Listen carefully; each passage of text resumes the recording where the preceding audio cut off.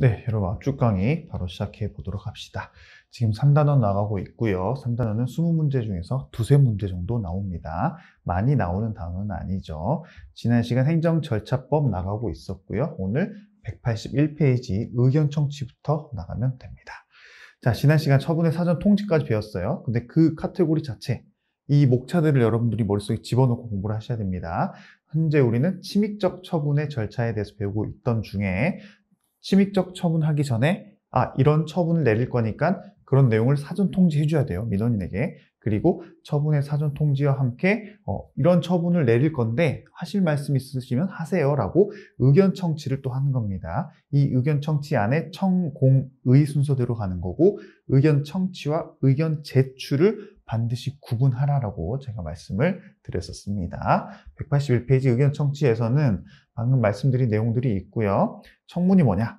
행정청이 어떠한 처분을 하기 전에 당사자 등의 의견을 직접 듣고 청문, 듣고 뭐 물어보고 하는데 그걸 단순히 듣는다고 끝나면 안 되고 증거를 조사하는 절차다도 하나의 여러분들이 키워드로 좀 알고 있어야 됩니다. 청문, 의견을 직접 듣고 증거를 조사하는 절차다라고 생각하시고요. 청문을 해야 되는데 안 했다. 위반 시 위법합니다. 하지만 당연 무효는 아니라는 거, 이제 취소 사유라는 거죠. 기억하시고요. 자, 청문을 그럼 언제 해야 되냐? 이럴 때 해야 됩니다. 이럴 때. 쭉쭉 읽어보세요, 여러분. 이건 여러분들이 눈에 좀 익히셔야 되고요. 대신 당사자 등이 저 청문했으면 좋겠어요 라고 신청했을 때 청문을 하는 건 아니다 라는 것만 잘 기억하시고요. 자, 실시 행정청은 청문을 하려면 청문이 시작되는 날로부터 며칠 전까지 10일 전까지 청일공 기억하셔야 돼요. 청일공 이따가 014 청일공 014 한 번 더 말씀드리겠습니다. 10일 전까지 이런 사항들을 당사자 등에게 알려줘야 된다는 내용이 있고요.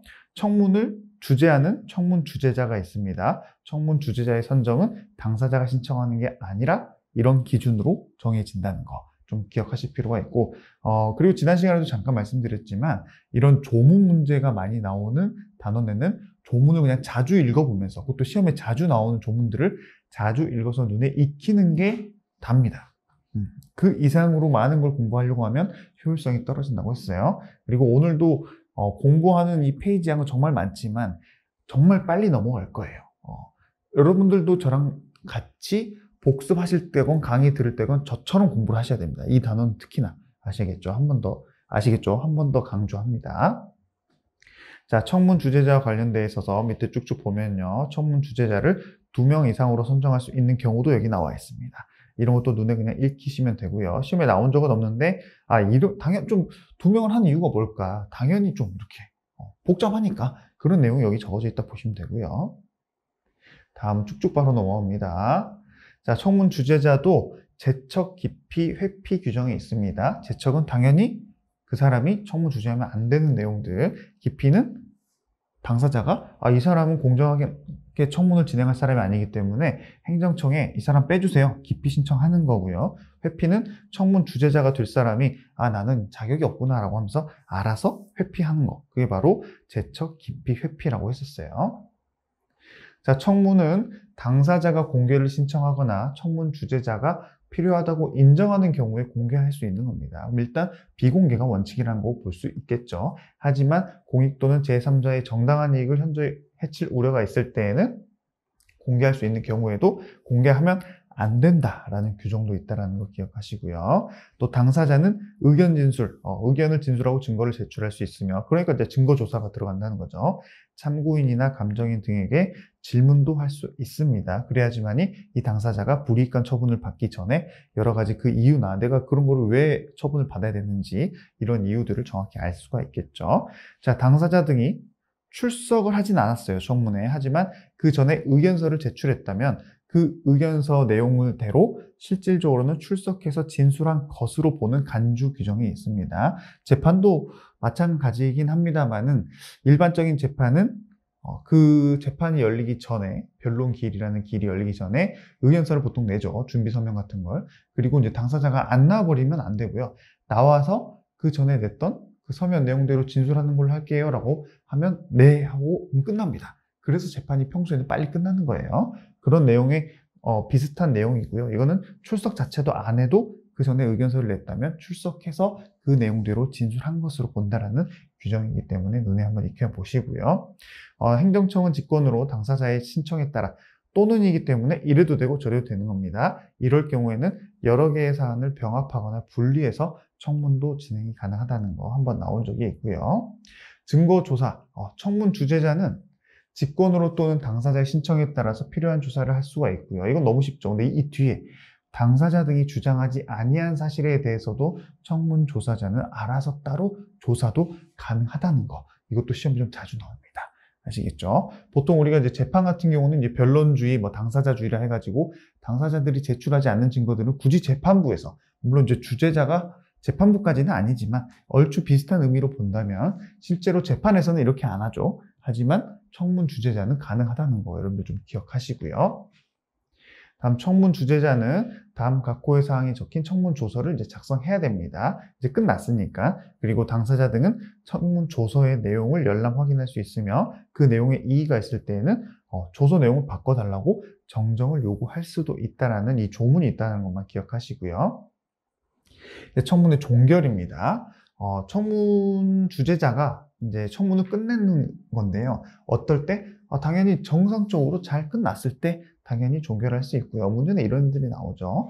만약에 당사자 등이 키워드는 정당한 사유 없이 출석을 안 했을 때 또는 의견서를 제출하지 않았을 때, 왜냐? 의견서를 제출하면 출석 안 해도 되니까 여기서 이렇게 기재해 놓은 거예요. 그럴 때는 그 사람들에게 다시 의견 진술 및 증거 제출의 기회를 주지 않고 청문을 바로 끝낼 수도 있습니다. 어떨 때? 정당한 이유 없이 이런 행위를 했을 때.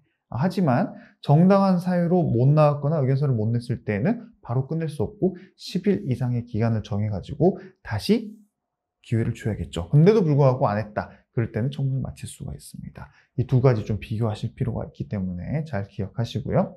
자, 청문 결과의 반영도 시험에 많이 나옵니다. 행정청은 처분을 할 때에는 이런 청문을 했다면 그 청문과 관련된 내용을 충분히 검토하고 상당한 이유가 있다고 인정할 때에는 그 청문 결과를 반영하여야 한다. 여러분들이 좀 입으로 자주 익히실 필요가 있어요. 반영할 수 있다도 아니고요. 반영하여야 한답니다. 일단 하여야 한다라는 거는 뭔가를 강력히 해야 되는 의무죠. 근데 그게 그 결과에 따라야 된다예요? 아니면 단순히 반영이에요. 반영입니다. 반영이란 뜻은 밑에도 나와 있지만 반드시 그 의견대로 하라는 뜻은 아니고 그 의견을 반영해서 그냥 판결만 하면 됩니다. 처분 내리면 돼요.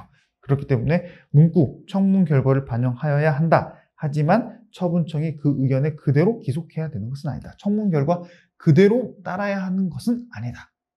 약간 좀 지금 약간 신경을 잘 안 쓰고 들으신다 보면은 뭔 소리야 라고 생각할 수 있는데 반영하여야 하지만 그 의견에 그대로 기속되는 것은 아니다. 이렇게 여러분들이 개념도 구분하시고 문구도 그대로 암기를 하셔야 된다라고 말씀을 드립니다.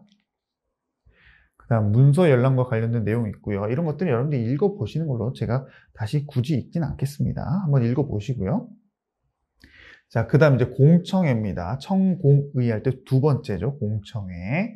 자, 공청회는 공개적인 토론을 해서 일반인으로부터도 의견을 널리 수렴하는 게 바로 공청회입니다. 청문이랑 공청회 좀 의미를 좀 여러분들이 기억하실 필요가 있어요. OX 문제집에서도 볼 겁니다.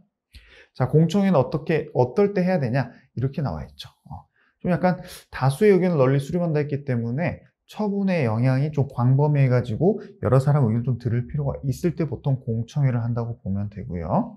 행정청이 개최한 공청회에만이 이 행정절차법상 공청회와 관련된 규정이 적용이 됩니다. 대표적인 그 사례가 이게 나오죠. 추모, 공원, 건립, 추진 협의회. 이 협의회는 행정청이 아닙니다. 그래서 이 협의회가 이름은 공청회라는 거를 개최를 했지만 실제 그 공청회는 행정청에서 연 게 아니기 때문에 행정절차법상 그 내용을 준수할 필요는 없다라는 판례가 시험에 종종 나오고 있어요. 또 국민생활에 큰 영향을 미치는 처분으로서 대통령령으로 정하는 수 이상의 당사자 등이 공청회 개최를 요구할 때에도 공청회를 열어야 됩니다. 아시겠죠? 그리고 방금 말했던 그 대통령령으로 정하는 수는 30명입니다. 30명. 그죠? 여기서 연결이 되는 거예요. 30명 이상이 공청회 열어달라고 요청했을 때 공청회를 여는 겁니다. 자, 공청회 개최는 언제까지? 14일 전까지. 아까 청10, 014 구분하라고 했었죠. 그 내용이 여기 나와 있고요. 쭉쭉 넘어갑니다. 자, 행정청은 제38조에 따른 공청회, 이제 오프라인 일반적인 공청회라 보시면 되는데, 오프라인 공청회와 병행하여야만이 정보통신망을 이용한 온라인 공청회를 실시할 수 있다는 게 원칙입니다. 즉, 오프라인 공청회를 하지 않고 온라인 공청회를 하면 된다, 안 된다? 안 된다라는 거 기억하시고요. 하지만 예외적으로 온라인만 가능한 경우도 있습니다. 이런 경우도 여러분들이 눈으로 읽어보시면 이럴 때는 당연히 온라인 단독으로도 가능하겠구나 라는 취지로 읽어주시면 되고요. 만약에 온라인 공청회를 이제 실시하게 되는 경우에는 이 온라인만 하는 그런 건 아닙니다, 여러분. 오프라인과 같이 하는 것도 마찬가지고 온라인만 하는 경우도 마찬가지 내용을 얘기하고 있는 거예요. 그럴 때는 누구든지 정보통신망을 이용하여 의견을 제출하거나 제출된 의견 등에 대한 토론에 참여할 수 있다라는 규정도 있습니다. 기억하시고요. 역시나 주재자가 있겠죠? 주재자는 행정청이 공청회의 주재자를 선정하는 거고요. 공청회에서 의견을 말하는 그 발표자가 따로 있습니다. 발표자. 그럴 때에는 신청한 사람 중에서 행정청이 선정한다는 거 기억하시고요. 자, 공청회 진행 주재자는 발표 내용을 제한할 수도 있습니다. 발표 내용 자체를 제한하지 않으면 아까 보였듯이 누구나 다 온라인 공청회를 통해서 의견을 말할 수 있기 때문에 공청회가 정상적으로 진행이 안 될 수 있겠죠. 그렇기 때문에 발표 내용을 제한할 수도 있다는 거 기억하시고요. 자, 결과의 반영, 제가 정오표에도 올려드렸습니다. 행정청은 처분을 할 때 공청회, 온라인 공청회 및 정보통신망을 통해서 제시된 사실 및 의견이 상당한 이유가 있다고 인정되는 경우에는 이를 반영하여야 한다. 그쵸? 똑같죠? 그죠? 청문회랑 똑같습니다. 문구 잘 기억하셔야 되고요. 공청회를 재개최할 수 있는 사유도 여기 나와 있다는 거 여러분 눈으로 읽어보시는 걸로 충분합니다. 자, 마지막 의견 제출입니다. 의견 청취 안에 있는 의견 제출 한 번 더 제가 강조합니다. 자, 의견 제출은 말 그대로 행정청이 어떤 행정작용을 하기 전에 당사자 등이 의견을 제시하는 거죠. 이때 청문이나 공청회를 했다면 의견 제출 따로 안 받아도 됩니다. 그 반대로 의견 제출을 받았다면 청문이나 공청회 안 해도 되는 거겠죠. 이렇게 여러분들이 좀 쉽게 생각하시고요. 이렇게 나와 있어요. 행정청이 이런 처분을 할 때 1항 또는 2항의 경우 외에는이라고 했기 때문에 제가 방금 말씀드린 내용이 결론이 되는 겁니다. 청문 또는 공청했다면 의견 제출 안 줘도 되는 거예요. 그렇게 기억하시고요. 밑에도 여러분들이 쭉쭉 읽어보시면 됩니다. 이런 내용이 여기에 대한 하나의 판례들이라고 보시면 돼요. 아시겠죠?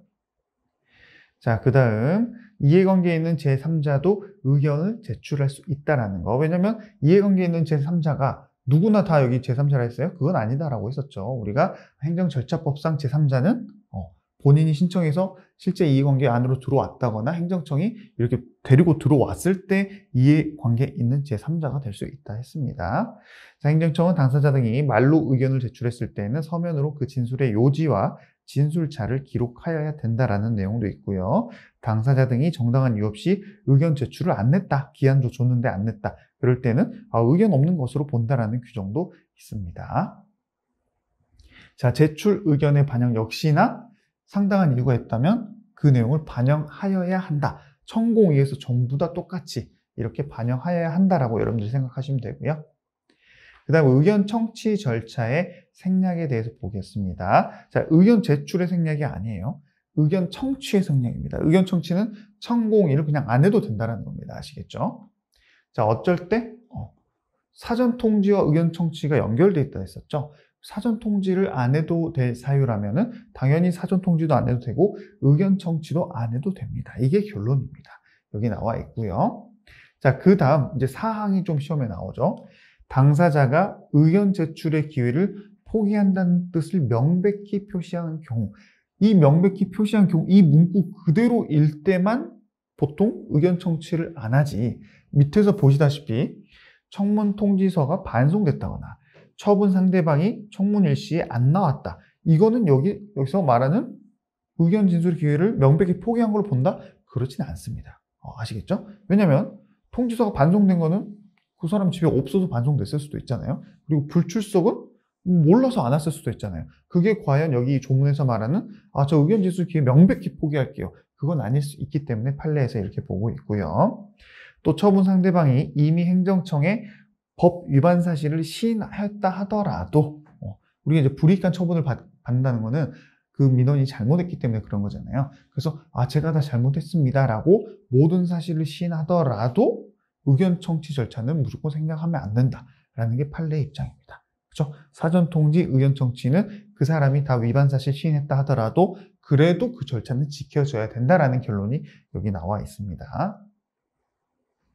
자, 아까 말씀드렸던 내용이 여기 나와 있고요. 이제 퇴직연금의 환수 결정 같은 경우는 우리가 사전 통지를 생략할 수 있는 내용 중에서 법령상 확정된 의무에 따라서 당연히 불이익한 처분이 따르게 돼 있을 때에 그럴 때는 사전 통지 의견 청취 안 해도 되는 규정이 있어요. 그게 바로 대표적인 예가 퇴직연금의 환수 결정입니다. 그럴 때는 의견 제출 기회 안 줘도 된다라는 결론 기억하시고요. 만약에 행정청이 당사자와 함께 어떤 협약을 체결하면서 그 협약 조항을 봤더니 청문을 실시하지 않도록 서로 협의한다라고 했어요. 그러면 실제 행정절차법상 사전통지와 의견 청취는 의무 조항인데 행정청이 이런 계약서를 써가지고 민원인이랑 서로 그런 거를 그 의무 조항, 강행 조항을 없앨 수가 있겠습니까? 안 된다. 이런 내용이 여기 나와 있습니다. 이런 조항을 뒀다 하더라도 청문을 실시하지 않아도 되는 예외적인 경우에 해당하지는 않는다라는 그 결론도 여러분들이 기억하시면 되고요. 천공이 비교하는 내용이 있습니다. 정오표에서 의견 제출 같은 경우 문서 연락 가능한데 교재는 안 된다 돼 있어서 제가 수정해 드렸고요. 행정청은 처분 후 1년 내에 당사자 등이 요청하는 경우에는 청문, 공청회 또는 의견 제출을 위하여 제출받았던 그 서류나 그 밖의 물건을 반환하여야 합니다. 처분 후 1년 이내입니다. 가끔 시험에서 2년이나 3년으로 하면 오답이 되는 거예요. 잘 기억하시고요. 자, 다음에 신고 절차로 갑니다. 자기완결적 신고의 절차만 행정절차법에 이렇게 규정이 되어 있다. 여러분들이 신고 공부할 때 다 배운 내용의 기본 내용에다가 이런 내용들이 절차적으로 이렇게 되어 있구나라는 것만 기억하시면 되고요. 다음 확약, 그 다음 위반 사실 등의 공표, 그 다음 확공개할 때 행정계획 있죠? 제가 말씀드렸던 확공개 내용이 이렇게 행정절차법에 새롭게 들어가 있습니다. 순서대로. 물론 이제 확약이라든가 이런 거 우리 공부한 내용이기 때문에 그냥 읽어보면 다 뭔지 알 수 있을 거고요. 그 확약을 내릴 때 어떤 절차에 따라서 해야 된다라는 내용이 여기 나와 있는 거예요. 법 위반 사실들의 공표도 마찬가지고 행정계획도 여러분들이 보시면 됩니다. 근데 특히 확공개 중에 행정계획은 내용이 이거밖에 없습니다. 그렇기 때문에 이 행정계획에 대한 일반법이 생겼다 이렇게 표현하기보다는 행정계획을 수립할 때 이렇게 관련된 여러 이익을 정당하게 형량해야 된다는 규정만 있어요. 그렇기 때문에 형량명령의 원칙을 행정절차법에 이렇게 법제화되었다 이렇게 표현하면 될 것 같아요. 151페이지에서 우리 형량명령의 원칙을 공부했었기 때문에 혹시 기억 안 나시면 한번 갔다 오시고요. 행정상 입법 예고 내용도 쭉쭉 넘어가도록 하겠습니다. 중요한 내용은 입법 예고 이런 내용들 어떨 때 입법 예고를 하고 누구 해야 되는지 이런 내용만 여러분들이 잘 보시면 특별히 어려운 부분은 아닙니다. 입법 예고 기간은 특별한 사정이 없으면 40일 이상, 자치법규는 절반인 20일 이상으로 한다. 이런 내용이 있고요. 시험 한 번씩 기출됐던 내용들 위주로 눈으로 그냥 지금 익히기만 하면 됩니다. 아시겠죠? 그다음에 행정 예고 절차에 행정 계획도 들어간다는 거 여러분들이 이 정도만 알고 계시면 되고요. 행정 예고 기간은 20일 이상입니다. 입법 예고랑 좀 구분할 필요가 있겠죠. 또 단축할 수 있다라는 내용도 기억하시고요. 국민 참여 이런 거는 다 쭉쭉 넘어갑니다. 온라인 정책 토론도 마찬가지고 보치까지 해서 쭉쭉 넘어가고 사실 이 행정 절차의 하자도 지금 사실 저랑 같이 깊이 공부할 필요는 없어요. 우리가 또 앞에 2단원에서 하자에서 배웠던 내용들이 쭉쭉 나와 있는데 여기서 볼 거는 결론적으로 재량행위일 때만 하자가 되냐 기속행위일 때만 하자가 되냐 이렇게 볼 수 있는데 결론적으로는 판례는 기속인지 재량인지 불문하고 절차에 하자가 있다면 그것은 독립된 취소 사유로 본다는 겁니다. 이것만 기억하시면 돼요.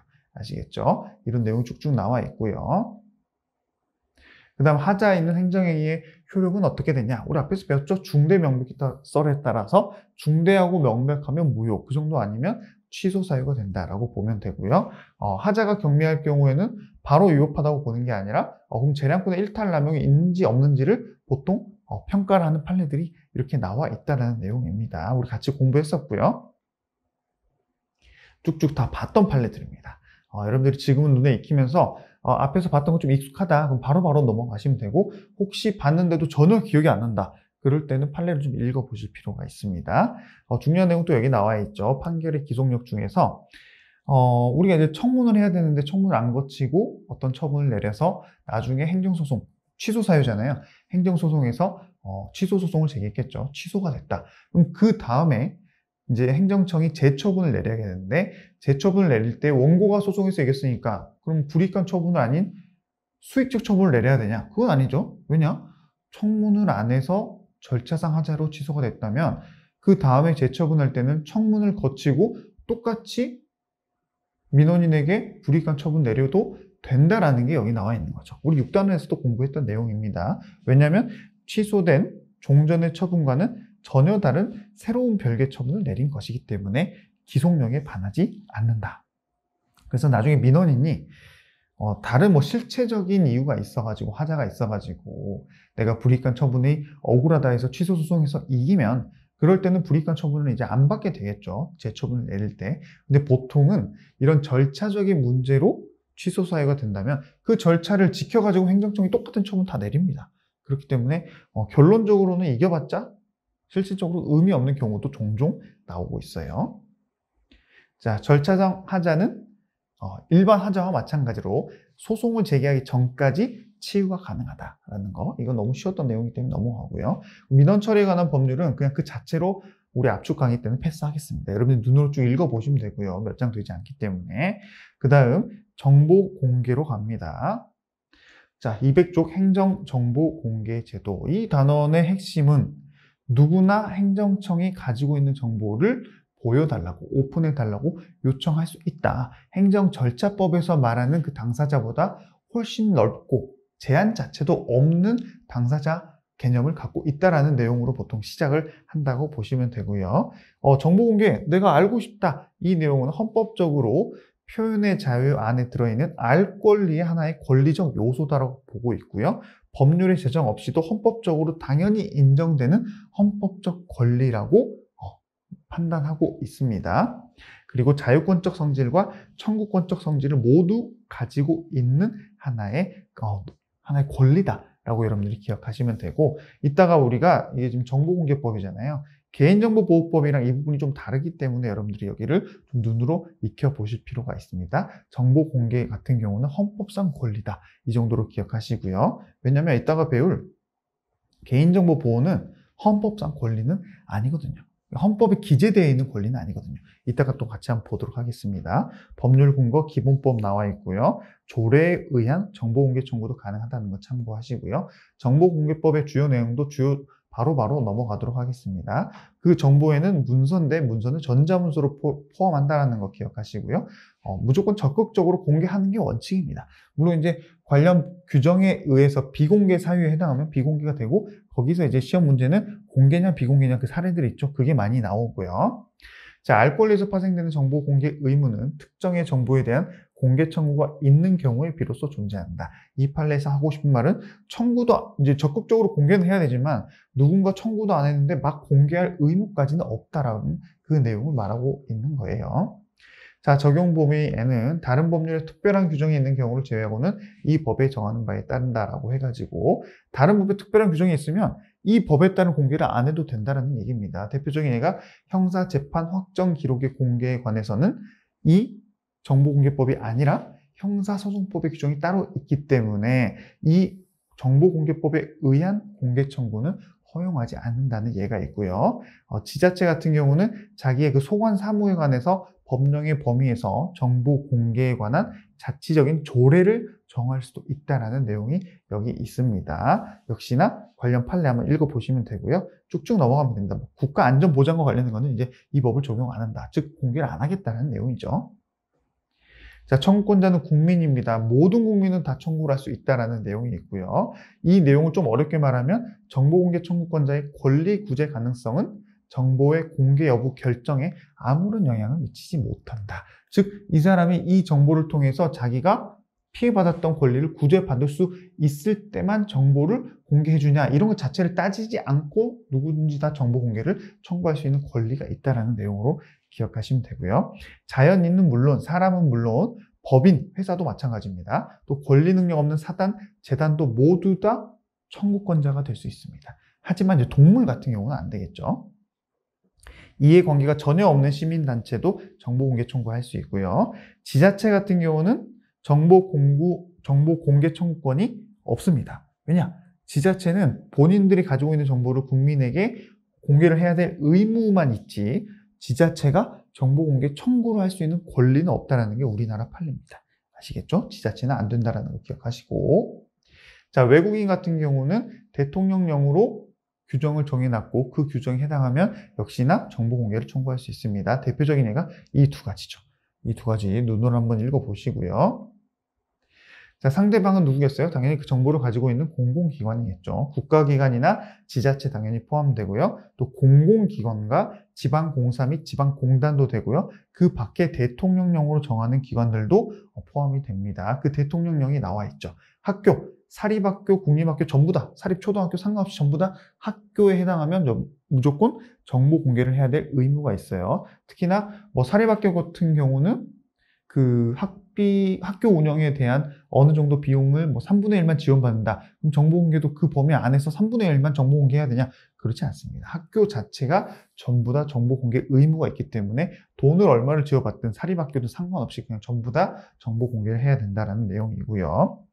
또 지자체가 출자하거나 출연한 그 기관도 마찬가지, 또 특별법에 따라서 설립된 특수법인, KBS, 증권거래소 이런 것들이 이제 특수법인에 해당하는데 무조건 특수법인에 해당한다고 다 정보를 공개해야 되냐? 그건 아니다라고 했어요. 판례에서는 그 법인에게 부여된 업무가 공익적 성격을 가질 때 정보를 공개해야 될 의무를 갖는다라고 해서 KBS는 정보 공개해야 됩니다. 하지만 한국증권업협회는 정보공개법에 따라서 정보 공개 안 해도 된다는 거 기억하시고요.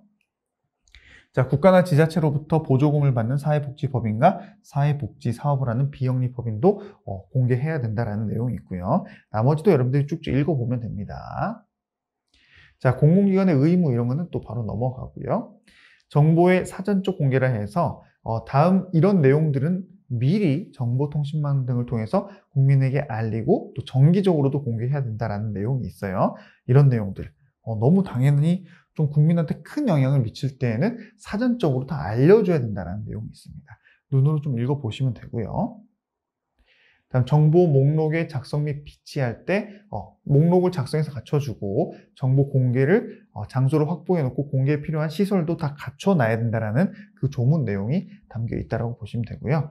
자, 공개 대상 정보의 원문 공개라 그래가지고 공공기관 중 중앙행정기관 및 대통령령으로 정하는 기관은 전자적 형태로 보유 관리하고 있는 정보 중에 공개 대상으로 분류된 정보를 국민의 정보 공개 청구가 없더라도 이럴 때는 정보통신망을 활용한 정보 공개 시스템을 통해서 공개하여야 한다라는 조문 내용도 있습니다. 기억하시고요. 뭐 자주 나오지는 않습니다. 자, 그래서 이제 공개 대상과 비공개 대상을 좀 구분하는 중요 논점들이 이쪽에서 많이 나오죠. 다른 사람에게 공개돼서 널리 알고 있는 내용이라던가 또 인터넷 검색 등으로 쉽게 알 수 있다는 내용으로 그 공무원이 정보 공개를 안 할 수 있을까요? 그건 안 된다라는 내용이 나와 있습니다. 그렇다 하더라도 정보 공개는 해야 된다라는 내용이고요. 그 정보가 반드시 원본일 필요는 없고 사본도 가능하다. 이것만 여러분들이 기억하시면 이 문구가 나오면 그대로 판례 결과가 이거구나 라고 기억하시면 됩니다. 자, 이제 1호부터 쭉쭉 비공개 사유에 대한 내용들이 나오죠. 근데 뭐 메토가 뭐에 해당하느냐 이건 크게 중요하지 않다 했어요. 이런 조문 뭐 1호, 2호 이런 내용들이 있고 그것만 기억하시고 조문에 매치시킬 필요는 없습니다. 1호는 뭐고 3호는 뭐 이렇게 매치시킬 필요까지는 없고요. 그리고 각 사례에서 이게 공개 대상이냐 비공개 대상이냐 이것만 여러분들이 잘 기억하시면 됩니다. 그래서 여기서 지금 다른 법률 또는 법률에서 위임한 명령이라 그래가지고 그 명령 안에 딱 어떤 법령들인지 기재를 해놨죠. 그렇기 때문에 그 안에 포함되지 않은 총리령과 부령이 이 안에 들어가서 이 조문 문제가 나온다. 그럼 X가 된다라고 말씀드렸어요. 쭉쭉 내려가고요. 국정원 직원이 지급받는 현금 급여 및 월초 수당 같은 거 다 비공개입니다. 한국형 헬기 도입 사업에 관한 감사원장의 결과 보고서, 또 학폭위 회의록, 이거 많이 나오죠. 학폭위 회의록, 이런 거 다 비공개. 근데 검찰 사무 규칙에 근거한 재판 확정 기록, 이거는 검찰 보존 사무 규칙이죠. 여기 관련 규정 중에 검찰 보존 사무 규칙이 있습니까? 없죠. 그렇기 때문에 이 규칙에서 비공개한다라고 할지라도 여기에 해당하지 않기 때문에 공개해야 된다라고 하는 게 판례 입장이고요. 역시나 교육공무원 승진 규정에 의한 근무 성적 평점 결과 역시도 공개해야 될 정보로 보고 있습니다. 그리고 보안관찰법 소정의 보안관찰 통계 자료는 북한에서 그 내용을 활용해가지고 간첩을 보낼 수 있기 때문에 비공개 대상이라고 보고 있다고 했어요. 쭉쭉 넘어가고요. 진행 중인 재판에 관한 정보도 그 정보 전부 다가 아니라 그 안에서도 그게 만약에 공개된다면 그 직무 수행을 현저히 곤란하게 하거나 공정한 재판을 못 받을 위험이 있다면 그 100개 그 재판 자료 중에서도 그게 한 20개 정도만 해당한다. 그럼 그 20개만 비공개입니다. 나머지는 공개예요. 잘 기억하시고요. 그렇죠? 이 내용이 여기 나와 있고요. 또 그 내용이 재판의 소송 기록 자체에 포함될 내용일 필요는 없다. 이 문구도 이대로 암기를 하셔야 되는데 이게 뭔 소리냐면 재판의 기록이 있어요. 근데 내가 재판의 당사자인데 내가 나한테 유리하거나 불리한 자료를 구분해가지고 나한테 유리한 자료만 재판에 내겠죠. 그럼 불리한 자료는 내가 안 내고 갖고 있을 거란 말이에요. 그럼 여기서 말하는 진행 중인 재판에 관련된 정보는 무조건 재판에 나와 있는 그 재판 기록만 의미하냐? 그건 아니다라는 겁니다. 그렇기 때문에 행정청이 재판을 하고 있는데 본인이 재판과 관련되어 있는 정보를 제출은 안 했어요. 즉 재판 소송 기록은 아니에요. 그렇다 할지라도 여기서 말하는 내용의 예외 사유가 아니라면 정보를 공개해야 된다라는 취지로 말하는 그 문구입니다. 문구 자체를 암기하기 좀 이해하기 어려우면 이 문구 자체로 여러분들이 기억하실 필요가 있고요. 또 일정 부분이 좀 분리가 된다면 분리 공개도 가능하다는 내용이 여기 나와 있고 이따가도 나올 겁니다. 자, 쭉쭉 넘어갑니다. 일반적으로 이런 내용은 이렇게 해석을 한다라고 해서 여러분들 눈으로 익혀보면 너무 당연한 얘기거든요. 그렇기 때문에 제가 학부 강의 때 설명드리진 않고요. 역시나 학폭위뿐만 아니라 학교환경위생정화위원회 회의록에 나와 있는 그 발언자의 기재, 인적사항 비공개고요. 사법시험 2차 시험의 채점 위원별 채점 결과 다 비공개입니다. 또 도심공원위원회 심의사항도 공표 전에는 비공개, 공표 후에는 공개, 이런 거 좀 구분하실 필요가 있고요. 나머지는 제가 설명드렸던 내용이기 때문에 여러분들이 키워드 위주로 자주 보시면서 찾아가셔야 됩니다. 결론을. 자, 그리고 6호도 있었죠. 6호에서는 직무를 수행한 공무원의 이름과 직위는 공개 대상이라고 했습니다. 그래서 여러분들이 나중에 공무원으로서 이름과 여러분들의 직위는 비공개 정보가 아니다라는 걸 기억하시고요. 국가 또는 지자체가 업무의 일부를 위탁 또는 위촉했을 때 그 개인의 성명과 직업 역시도 공개 대상이다라고 여러분들 기억하시고 이런 내용도 여러분들 눈에 익혀 놓으시면 됩니다. 특별히 어려운 내용은 아니기 때문에 제가 읽어드릴 필요는 없고요. 여기도 이제 비공개 대상이냐 공개 대상이냐 이런 내용도 뭐 사면 대상자들 관련된 뭐 회의 내용들 이런 거 다 공개라고 했었죠. 수사 기록에 있는 관련자들의 이름, 그렇죠? 그럼 정부 공직자 윤리위원회 관련해 가지고는 저 왼쪽과 비교할게. 그 정보를 고위공무원이 고지 거부자의 인적 사항과 직계 좀비 속의 본인과 관계 이런 거는 비공개지만은 그 고지 거부를 왜 거부하는지 그 사유는 공개라는 거. 이것도 여러분들이 좀 비교하실 필요가 있어요. 아시겠죠? 잘 비교하시고요. 또 좀 왼쪽 미음, 공무원이 만약에 본인의 그 직무랑 상관해서 관련이 있어서 금품을 수령했다면 그거는 당연히 공개 대상이지만 직무와 관련이 없이 개인적인 자격으로 금품을 수령해서 문제가 됐다. 그럴 때는 이제 비공개 대상으로 보고 있다는 그 판례도 여러분들이 기억하실 필요가 있습니다. 그 다음 이제 이런 경영상, 영업상 비밀에 대한 내용들, 관련 판례들 이런 것들도 뭐 제가 다 하나씩 읽어드릴 필요는 없어요. 아파트 분양권 이런 거는 거의 다 공개라고 보시면 됩니다. 그리고 공개될 경우 부동산 투기, 매점 매석 등으로 특정인에게 이익 또는 불이익을 줄 우려가 있다면 당연히 비공개해야겠죠. 개인한테 그런 정보를 알려줬을 때 투기해버리니까. 그 다음에 이제 권리 남용을 이유로 행정청이 정보 공개를 거부할 수 있냐. 이거는 그 정보 공개를 청구하는 사람이 자신의 권리가 있다고 하면서 그 권리를 남용하면서 자꾸 정보 공개를 요구한다. 그럼 그럴 때 과연 행정청이 거부할 수 있냐라는 건데, 이 정보 공개 청구 권리는요, 헌법상 기본권이기 때문에 그 사람이 권리 남용을 하고 있다라는 이유만으로는 행정청이 정보 공개를 거부를 못 합니다. 하지만 이 내용이 있죠. 이게 이제 나중에 우리가 공무원으로서 상당히 힘이 되는 판례라고 했어요. 그 상대방이, 개인이, 민원인이 정보 공개 청구 권리는 있는데 실제로 부당한 이득을 얻기 위해서 정보 공개를 청구하거나 오로지 담당 공무원을 괴롭힐 목적으로 정보 공개를 청구한다. 이럴 때는 당연히 정보 공개를 거부할 수 있는 거죠. 그 내용이 여기 나와 있고, 이 판례를 만들어낸 판사님은 정말 훌륭한 판사님이다 라고 생각이 듭니다. 다음 정보 공개 절차에서 청구 방법과 관련 내용들 여기 쭉쭉 나와 있고요. 이런 내용들. 특정을 해라. 특정 정도는 사회 일반인이 그 범위를 확정할 수 있을 정도로 특정을 해야지, 특정 자체도 안 하고 이거와 관련된 정보 다 주세요. 그러면 담당 공무원이 그 자료를 어느 범위까지 줘야 될지도 모르겠고 너무 광범위하기 때문에 문제가 될 수 있어서 이런 내용들이 있습니다. 그 다음 공개를 할지 말지를 이제 결정을 해줘야겠죠. 청구를 받고 나서 10일 이내에 공개할지 말지를 결정을 해줘야 되고요. 그리고 연장도 가능하다는 거. 그리고 그 내용이 제3자랑 관련됐을 때는 이런 내용들 우리 같이 공부했었죠? 그 3자에게도 알려줘야 되고 필요할 때는 그 3자의 의견. 야, 네 관련된 정보 누가 요청하는데 줄까 말까? 의견 좀 얘기해봐. 라는 내용이 이런 내용입니다. 그 다음 이제 민원 처리로 처리할 수 있다라고 해서 이 내용들 2개. 이것도 여러분들이 좀 그 조문 내용으로 눈에 좀 익혀 놓으실 필요는 있습니다. 반복 청구 관련된 내용 여기 나와 있죠. 이것도 시험에 나왔던 애들 위주로 여러분들이 읽어보시기만 하면 되고요. 그럼 정보 공개 심의회라는 게 있습니다. 정보 공개할지 말지 여부를 심의하기 위해서 정보 공개 심의회가 있는 거예요.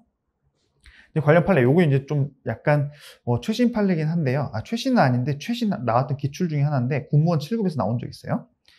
자, 공개 청구된 정보의 공개 여부를 결정하는 법적인 의무와 권한을 가진 주체는 누구다? 공공기관의 장이다.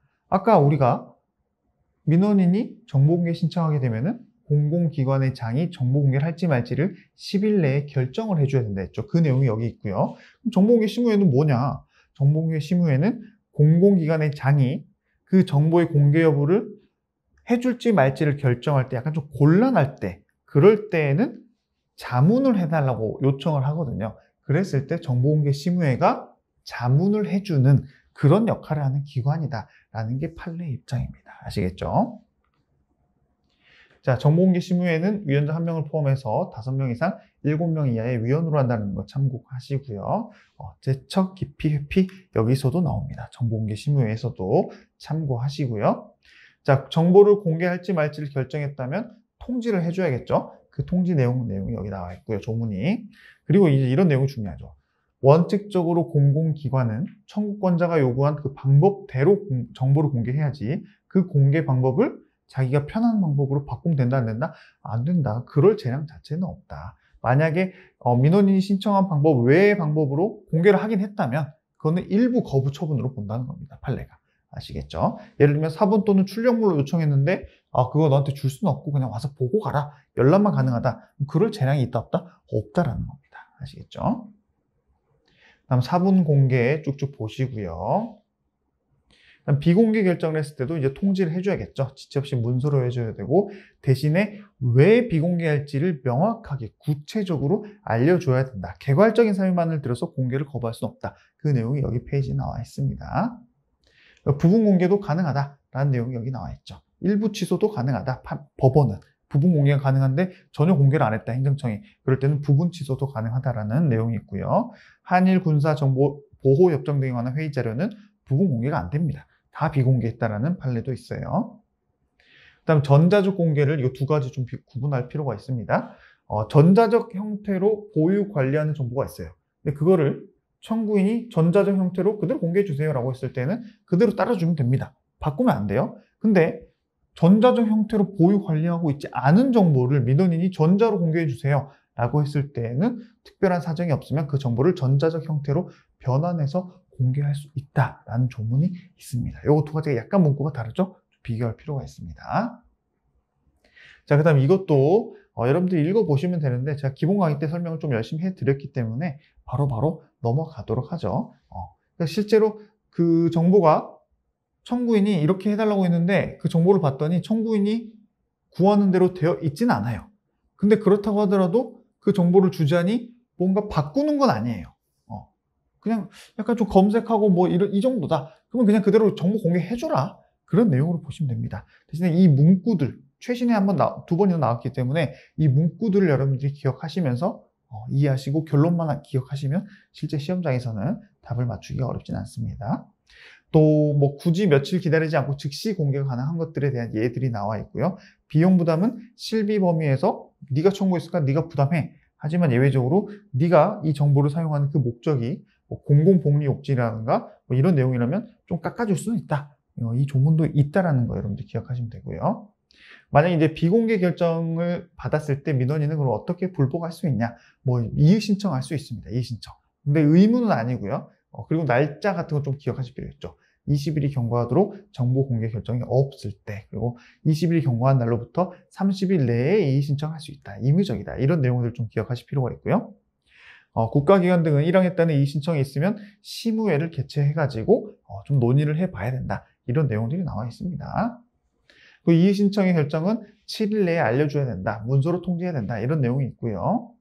또 행정심판도 임의적으로 청구할 수 있고 이의 신청 거치지 않아도 행정심판 가능하다라는 조항도 따로 나와 있습니다.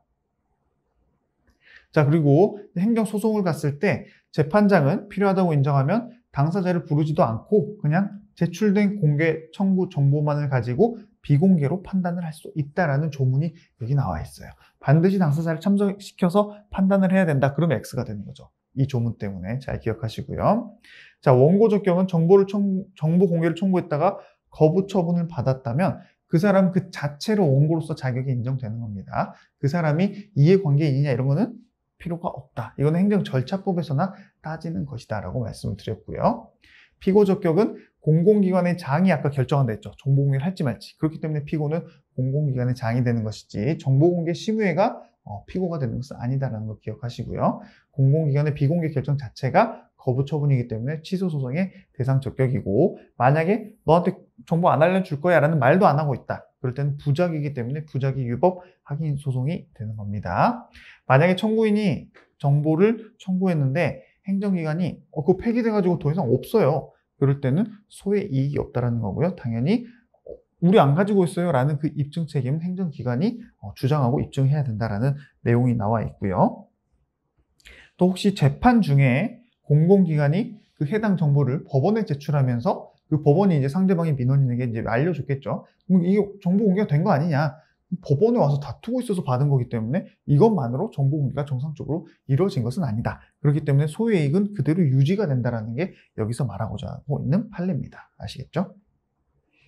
자, 입증 책임과 관련돼 있어서 정보 공개 청구권자는 어떤 것만 입증하면 돼요? 이 정보 내가 원하는데 공공기관이 가지고 있어요. 이것만 가지고 입증하고 주장하면 되고요. 주장하고 입증하면 되고요.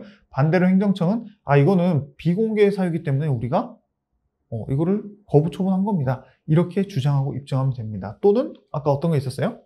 저희 이미 폐기해서 안 가지고 있습니다. 이것도 이제 행정청이 지금 왜 거부 처분했는지를 주장하고 입증해야 됩니다. 그에 대한 입증 책임 잘 기억하시고요. 아까 말씀드렸던 판례이기 때문에 바로 넘어갈게요. 쭉쭉 넘어가죠. 자, 이번에 공개 결정에 대한 불복이에요. 아니, 정보공개 청구해서 공개를 했는데 누가 불복하겠어요? 정보공개를 청구한 자가 아니라 제3자가 그거 내 정보니까 비공개를 요청했는데 비공개 요청했음에도 불구하고 행정청이 공개를 해버린 거죠. 그랬을 때 불복하는 내용이라고 보시면 됩니다. 그 내용들 여러분들 쭉쭉 보시고 만약에 행정기관이 민원인이 정보공개했는데 그거 제3자와 관련이 있어서 제3자한테 물어봤더니 제3자가 공개하지 말래 라는 그 이유만으로 비공개하면 된다 안 된다? 안 된다라는 내용이 여기도 나와 있어요. 자, 이의 신청과 행정쟁송에 대해서 쭉쭉 나와 있는 내용 참고만 하시면 되고요. 정보공개 심의회와 정보공개위원회를 좀 구분할 필요가 있다고 했습니다. 우리가 지금까지 앞에서 잠깐 봤던 정보공개심의회가 있고요. 이번에는 정보공개위원회가 있어요. 정보공개위원회가 훨씬 더 큰 의미에서 일을 한다라고 말씀을 드렸고, 정보공개심의회는 국가나 지자체에 소속되어 있다면 정보공개위원회는 국무총리 소속으로 되어 있습니다. 그래서 쭉쭉 이건 바로바로 넘어가시면 됩니다. 위원회 구성, 뭐 하는 사람들이냐, 뭐 하냐, 뭐 이런 내용이 있고요. 이렇게 해서 행정정보공개제도에 대해서 마무리하고, 이 개인정보보호법에 대해서 빨리 하고 이 단원 마무리하도록 하겠습니다. 자, 개인정보보호법 218페이지인데요. 이거는 개인이 자기의 정보를 관리할 수 있는 권리로 인해서 생긴 하나의 제도고 법이죠. 개인은 자기 정보 결정권을 가지고 있습니다.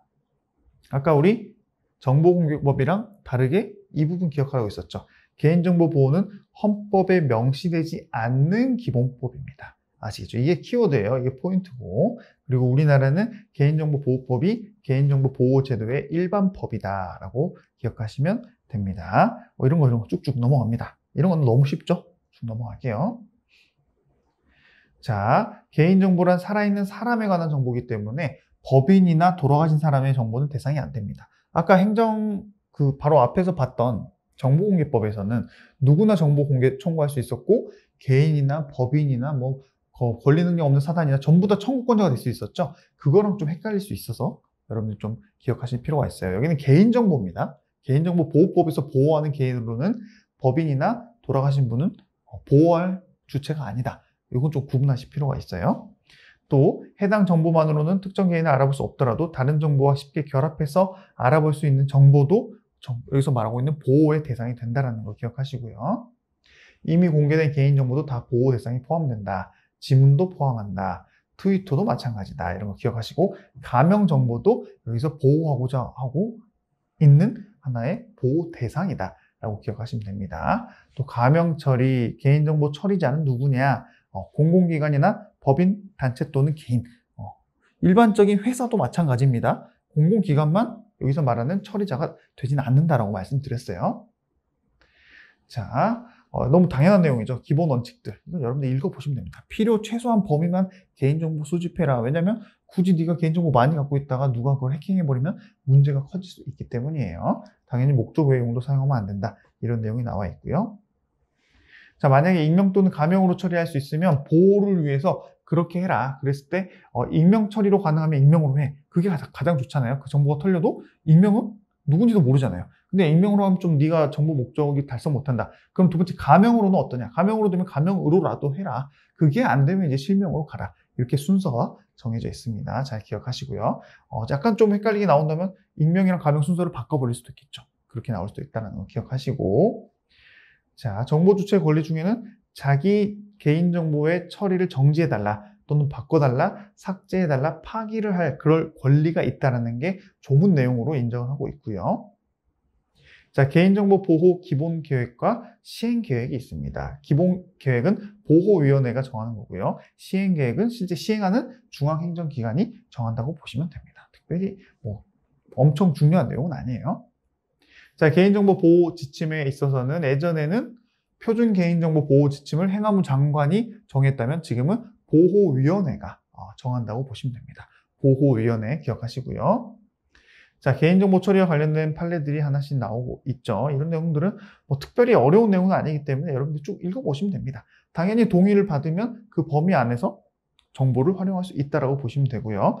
또 이미 공개된 개인정보인데 그것만으로는 보호 대상이 아니다라고 볼 수는 없겠지만 중요한 여기죠. 정보 주체의 동의가 있었다고 객관적으로 인정되는 범위. 이럴 때에는 동의 없이도 가능하다라는 내용입니다. 키워드 힌트를 잘 보셔야 돼요. 법률에 특별한 규정이 있거나 법령상 의무를 준수하기 위해서 불가피할 때에는 개인정보 활용할 수 있다는 거 기억하시고요. 나머지는 쭉쭉 여러분들이 눈으로 보시면 충분합니다. 어려운 내용은 아니기 때문에 바로 넘어가고요. 개인정보에 필요한 최소한 개인정보를 수집해라. 아까도 나왔던 내용이고요. 이게 최소한 개인정보 수집이냐 아니냐, 나중에 문제가 됐을 때 입증 책임은 그 개인정보를 수집한 그 처리자가 주장하고 입증을 해야 된다라는 입증 관련된 내용이 나와 있고요.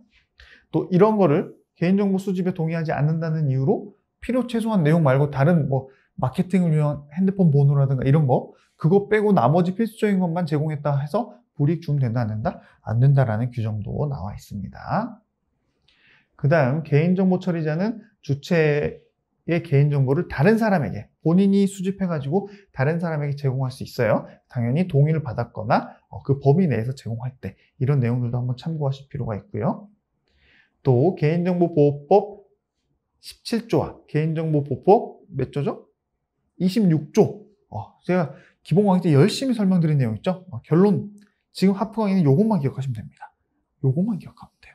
근데 여러분들이 이 판례가 전혀 기억이 안 나고 논리도 전혀 모르겠다. 그럴 때는 기본 강의 가서 설명 한 번 더 듣고 오시고요. 시험 직전이다. 그럴 때는 굳이 이해할 필요 없습니다. 그냥 결론만 기억하시면 되고 시험에 또 나오면 안 될 만큼 퀄리티라기보다는 우리 지금 행정법 총론에서 여러분들 국가 공무원이 되고자 하는 우리 공무원 시험에서 굳이 낼 필요가 없는 문제이기 때문에 일단 급할 때는 결론만 보고 하자라고 한 번 더 말씀드립니다.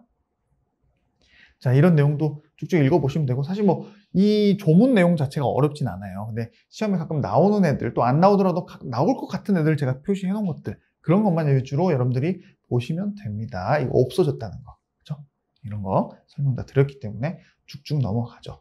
참고하시고 그다음에 개인정보를 제공받은 자는 당연히 목적 외의 용도로 사용하면 안 된다. 대신에 이럴 때는 가능하다. 너무 당연한 내용이기 때문에 넘어갑니다. 쭉쭉 넘어가고요. 자, 동의를 받을 때 개인정보 동의가 필요한 개인정보와 필요 없는 개인정보를 구분해서 받을 수도 있다는 거. 그리고 동의 없이도 처리할 수 있는 개인정보라는 거는 나중에 당연히 개인정보 처리자가 주장하고 입증해야 된다는 내용도 있고요. 쭉쭉 넘어갑니다. 자, 민감정보도 간혹 시험에 나오죠. 민감정보가 뭐냐? 사상, 신념, 뭐 정당, 정치적 견해 이런 것들. 이럴 때는 일단 원칙이 개인정보 처리자는 처리하면 안 되는 게 원칙이에요. 그럼에도 불구하고 예외적으로 별도 동의를 받거나 법령에서 이거 처리할 수 있다고 했을 때만 민감정보 처리가 가능한 겁니다. 잘 기억하시고요. 쭉쭉 넘어갑니다.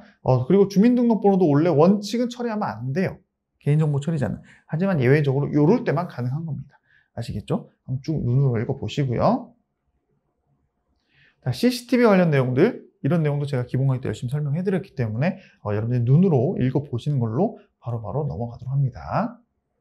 여러분, 3단원은 이렇게 공부하는 거예요. 아시겠죠? 2단원이나 6단원은 이렇게 공부 안 하잖아요, 우리가. 하지만 조문 문제 위주로 나오는 3단원은 이렇게 공부하는 게 맞고 이렇게 하셔야 됩니다. 한 번 더 강조드려요. 그 다음 녹음하면 안 된다는 내용도 있고요. 쭉쭉 넘어가죠. 또 가명정보 처리 이런 내용도 있습니다. 쭉쭉 넘어가고요. 이런 내용도 있죠. 과징금 얼마만큼 부과해? 100분의 3 이하. 뭐의 기준? 전체 매출에. 이런 것도 이제 아주 국회직에서 가끔 나옵니다. 사실 이걸 왜 물어보는지 뭐 그냥 말 그대로 100점을 못 맞게 하기 위한 하나의 그 조문 문제로 낼 수는 있는데 사실 좋은 퀄리티 문제는 아니에요. 그 다음 공공기관의 장이 개인정보 파일을 운영할 때에는 누구한테? 보호위원회에 이런 내용들을 등록해야 된다는 거. 이것도 간혹 시험에 나옵니다. 아시겠죠? 이런 내용은 사실 좀 관련성이 있죠. 공무원 될 사람들에게. 그렇기 때문에 여러분들 좀 구분해서 공부하실 필요가 있고요. 거의 끝났습니다. 이런 내용들 쭉쭉 넘어가고요. 개인정보 유출 통지됐을 때 어떻게 해야 되냐? 일단 해당 정보 주체에게 뭐가 유출되는지 알려줘야 되고요. 이 피해를 최소화하기 위해서 정보 주체인 여러분들이 할 수 있는 방법이 이런 게 있으니까 꼭 하세요. 이런 내용도 알려줘야 됩니다. 그리고 만약에 그 유출 규모가 1000명 이상으로 크게 유출이 됐다. 그럴 때는 지체 없이 개인정보보호위원회나 대통령령으로 정하는 전문기관에 신고를 반드시 해야 된다는 거. 이것도 시험에 간혹 나와요. 잘 기억하시고요. 이 정도 규모가 아니라면 이렇게 그냥 처리하면 된다는 거. 아시겠죠? 자, 그리고 이런 내용들, 과징금 이런 내용 쭉쭉 할 수 있고요. 그 다음에 개인이 그런 정보를 열람을 요구할 수 있겠죠? 보호위원을 통해서 열람도 가능하다. 너무 당연한 내용입니다. 그 다음 정보 주체는 내 정보를 정정 또는 삭제를 요구할 수도 있다. 그리고 대리인 통해서도 이런 권리를 행사할 수 있다. 어려운 내용이 아닙니다. 그리고 이제 손해배상 청구할 수가 있겠죠.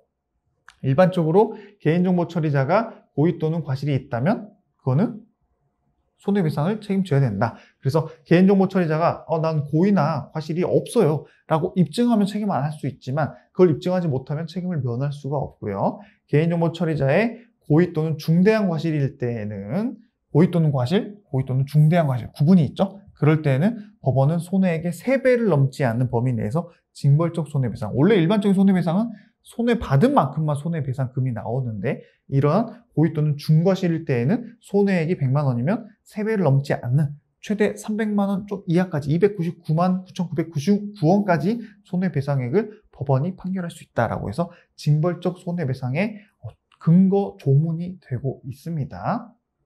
그리고 법정 손해배상이라 그래가지고 앞에서 봤던 거는 손해 입증 그리고 고의 또는 원인과 결과 이런 걸 다 입증을 누가 해야 돼요? 피해자가 했어야 됐죠. 근데 그런 거 없이도 300만 원 이하 범위에서 법원이 손해배상을 해줄 수 있는 법정 손해배상 제도도 여기 나와 있습니다. 아시겠죠? 개인정보를 위해서 국회의원들이 열심히 일을 했다는 증거로 보시면 되고요. 이런 것들을 참고하시면 되고 개인정보보호기구는 개인정보보호위원회가 있습니다. 역시나 국무총리, 우리가 정보공개위원회도 국무총리, 개인정보보호위원회도 국무총리, 국무총리로 그냥 다 통일시키면 돼요. 아시겠죠? 쭉쭉 넘어가고요. 이런 거는 뭐 특별히 어려운 내용은 아닙니다.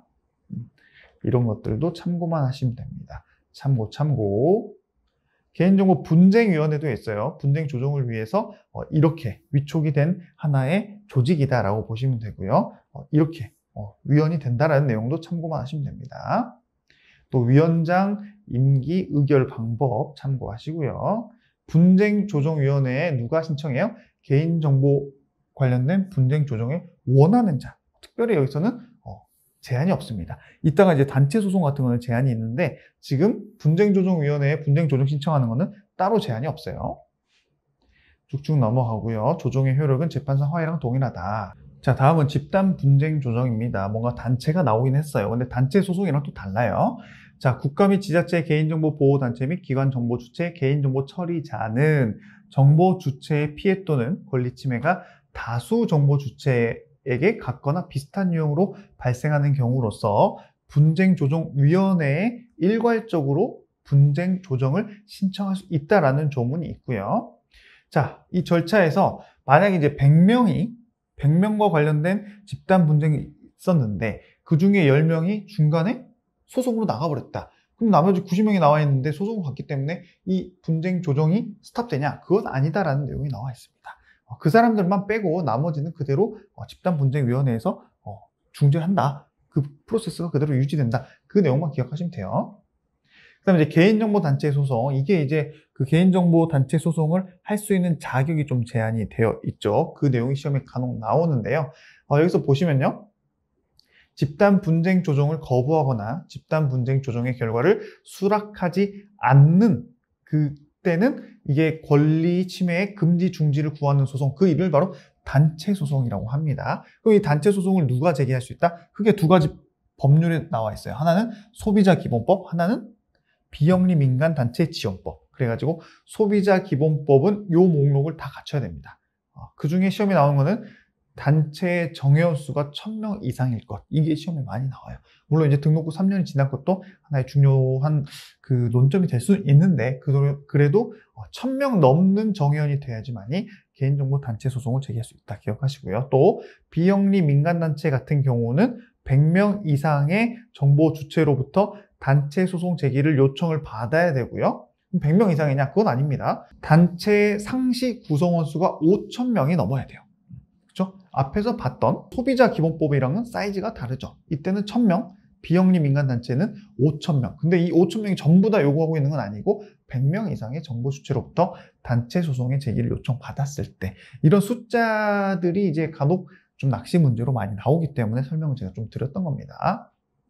자, 소송 대리인 선임. 단체 소송은 자기들 단체들만 무조건 자기들끼리 소송을 할 수 있어요? 없어요. 반드시 변호사를 소송 대리인으로 선임을 해야 됩니다. 왜냐하면 워낙 많은 사람들과 관련된 문제인데 소송을 전문적으로 하는 변호인이 아닌 개인들이 하게 되면은 절차가 쉽게 진행이 될 수가 없겠죠. 그렇기 때문에 법에서 아예 이런 조문을 정해놨습니다.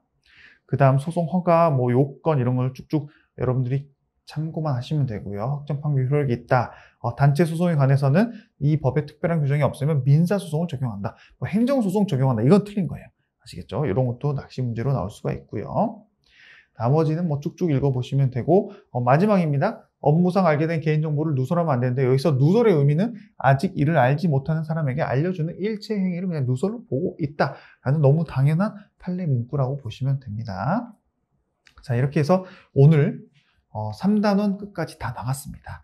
3단원의 우리가 앞부분만 어제 좀 같이 나가다가 지금 실질적으로는 오늘 중요한 내용들이 오늘 강의 좀 앞부분에 모여 있었고 어제 배운 내용들의 앞부분, 뒷부분, 그게 이제 3단원이었죠. 그 부분이 좀 사실 중요하고요. 나머지는 조문 문제이기 때문에 나오는 애들이 계속 나온다라고 계속 말씀드리고, 우리가 보시면 뭐 아시겠지만 기출의 빈도는 한두 문제, 많이 나와봤자 3문제입니다. 근데 우리가 오늘 배웠던 그 많은 지문들, 그걸 다 암기할 필요가 있습니까? 없겠죠. 자주 나오거나 한 번씩 나온 애들 위주로 눈에 익히는 걸로 충분하다라는 거 한 번 더 말씀드리고, OX 문제 반드시 풀어보시고, 이따 OX 문제 풀어보시면 아까 제가 말씀드린 그 좀 같이 봤던 지문들이 거의 좀 중점으로 기출문제집에 수록이 되어 있기 때문에 그런 식으로 여러분들이 공부를 하시는 게 바로 3단원 공부법이다 라고 생각하시면 됩니다. 여러분 오늘도 고생 많으셨고요. 저는 오늘도 내일도 더욱더 좋은 강의, 쉬운 강의를 위해서 최선을 다하겠습니다. 여러분 감사합니다.